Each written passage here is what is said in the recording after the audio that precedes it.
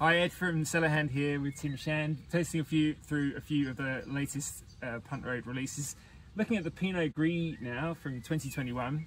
I was just saying, this is probably my favourite Punt Road Pinot Gris, certainly from memory. I love how this has come out. I was just saying, sort of right in that middle zone. It's got plenty of flavour, varietal, a lot of pear and stone fruit, as we were saying, showing today. Bit of spice, good bit of body. What's 2021 like for Pinot Gris? Well, I think because we're pressing so hard now, we're extracting all of the phenolics. We're crushing and pressing right out.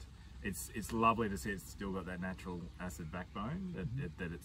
I think that might be a little of what you're touching on. Is you get the opulence of Gris, but a lovely acidity holding it all together. That's good to see. And then the early release, you obviously get that really lush fruit flavour, which I do like in Gris from our place. Yeah. Like a really ripe Burgos pear. Yeah. Which weirdly is grown next door to this block, and I can't help but think that's related somehow. Just over our shoulder, actually, down the bottom of this block. I just love that. I don't know why. It's so characteristic, and I see it most years.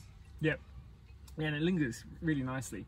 You were just saying about the crushing and the pressing. So just explain a little bit about what the purpose of that is and what it brings to the wine. I think we've always noticed that when we were pressing Gris, and we always look at those fractions. So as the juice is pressing, you know, the first juice is obviously liberated most quickly from the grapes and tends to be the cleanest and the purest.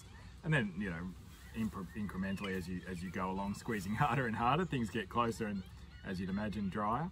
But what we noticed with Gris in particular was that as we went through, we actually found these little pockets in the press where the juice coming out had more flavour than we'd seen, and wasn't losing anything in being more phenolic and less acid. So it must be that the flavour compounds are living just under the skins, or maybe just around the seeds. And we found that if we made a press cut too early and probably treated it a bit more like a Riesling or a Chardonnay, we actually sent a lot of that flavour to the pressings tank. So we're just getting a little more daring, I suppose, on what we're willing to send to the free run tank, which isn't the free run tank anymore. We're picking up flavour, we're picking up phenolics, which, as long as the fruit's growing well, I think the fear or the anxiety around the phenolics and pressing out was, oh, all those horrible chalky tannins are going to be in a white wine. Hopefully you picked it with the tannins quite right. And then I think the second important thing, which just came before that, is the crushing. So that gives you the chance to liberate that juice more quickly as well. You've sort of liberated the juice onto the phenolics. It's not sitting below vanilla whole berry, and you're giving yourself a chance to sort of evenly press out, evenly extract the juice from the grape.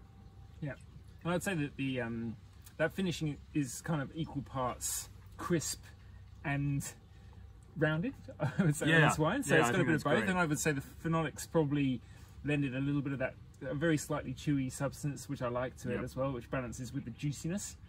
And there's also a little bit of a tang. There's nothing bitter about it. There's a lovely tang at the end that I find really refreshing as well. And I think your producers in Austria, in you know, the north of Italy, the guys you import, I think they laugh at us sort of talking about it. It's like, well, you know, like we discovered something.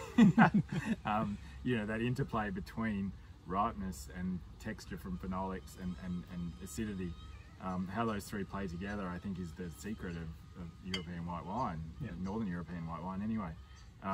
So yeah, there's nothing new under the sun, that's for sure. True. So that's the Punt Road 2021 Pinot Gris, grown right here in the Yarra Valley on the Napoleon vineyard. Cheers. Cheers.